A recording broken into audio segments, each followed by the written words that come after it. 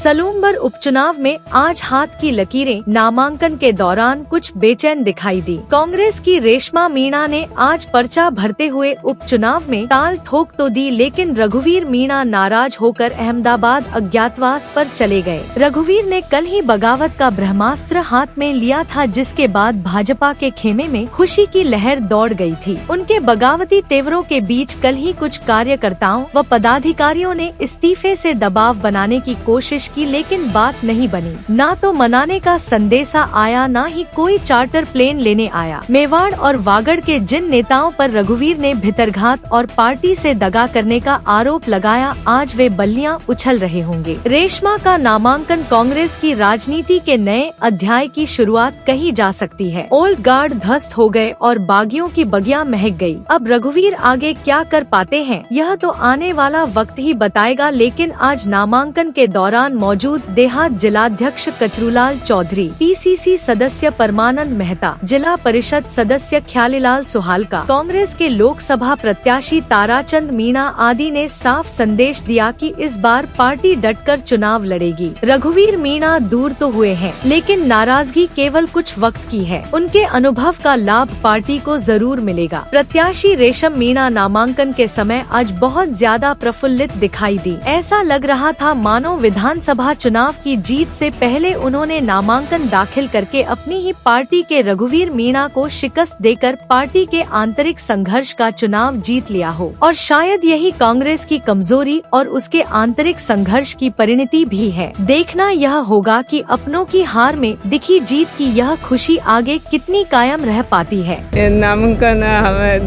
राष्ट्रीय हमारे जो नेता है आदरणीय खड़गे साहब है, सोनिया जी है, राहुल जी है, केसी वेणुगोपाल जी हैं, और हमारे प्रदेश लेवल के जो लीडर हैं आदरणीय हमारे प्रदेश अध्यक्ष जी डोटासरा जी है, आदरणीय गहलोत साहब हैं, सीपी साहब हैं।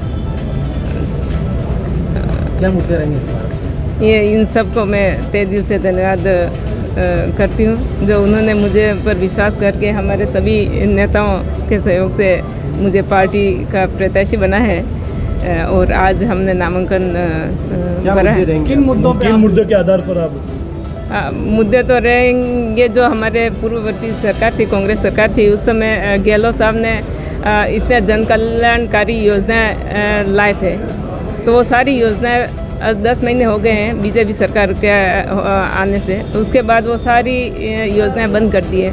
जो चिरंजीवी योजना थी, बिजली के बिल हैं, सबके ये पेंशन योजना है, सामाजिक सुरक्षा योजना है। ये लंबे समय से आप मुख्य धारा से जुड़ी हुई नहीं थी, इस बीच जनता के बीच में जाएंगे? मैं तो शुरू से जुड़ी है, 2005 से जुड़े हुए हैं, जनता के बीच में है। 10 से 15 तक प्रधान रही, उसके बाद पीएस मेंबर भी हूँ मैं। अभी सराड़ा में 15 साल में प्रधान और पीएस मेंबर 15 साल मांग रहे। कांग्रेस के साथ बगावत करी थी, बगावत होने के बाद वापस आई है, तो क्या कांग्रेस वाले आपको पूरा सहयोग देंगे कि नहीं देंगे?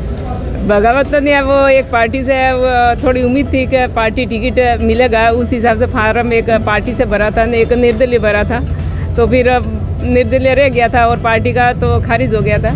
तो फिर मैंने ज़्यादा कोई प्रचार वचार नहीं किया, पार्टी के खिलाफ कोई ऐसी बात नहीं की कि कांग्रेस को वोट मत देना, वो भर दिया।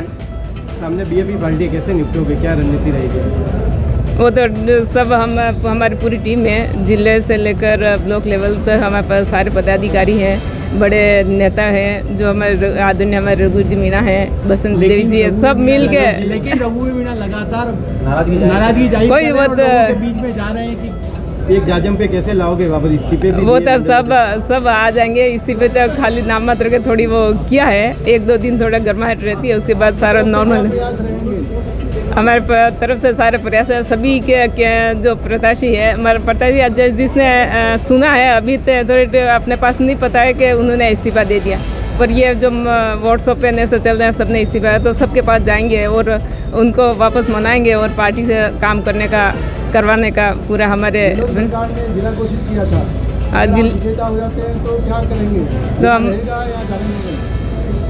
हमारे गहलोत साहब ने जिला घोषित किया, कुछ सोच समझ के ही जिला घोषित किया था, पर वापस सरकार चेंज होने के बाद बीजेपी सरकार आई, उन्होंने ठंडे बस्ते में डाल दिया है। तो मेरा प्रयास रहेगा जनता मुझे विजय बनाती है, जिताती है और विधानसभा भेजती है तो मैं पूरी पैरवी करूंगी और ये जिला यथावत रखने का मेरा प्रयास रहेगा। ठीक है। पहले तो मैं आप सभी पत्रकार साथियों का और सारे जितने भी यहाँ मीडिया के साथी पधारे हैं उनका सबका हम स्वागत करते हैं। आज हम सभी मिलकर के कांग्रेस पार्टी के सारे नेता यहाँ आकर के और जो नामांकन पत्र दिया है, अभी हमने 2 नामांकन पत्र भरे हैं, उसमें हम 5 लोग अंदर जा कर के नामांकन पत्र देके आए और हमारे राष्ट्रीय नेताओं ने रसेमा जी को और हमारे मुख्यमंत्री जी, पूर्व मुख्यमंत्री जी गहलोत साहब, सीपी जोशी साहब, डोडोसरा साहब ने इन पर विश्वास दिया है कि भाई महिला है तो महिला के साथ महिला कैंडिडेट उतरा है, तो हम सब मिलकर के इनको जिताने की पूरी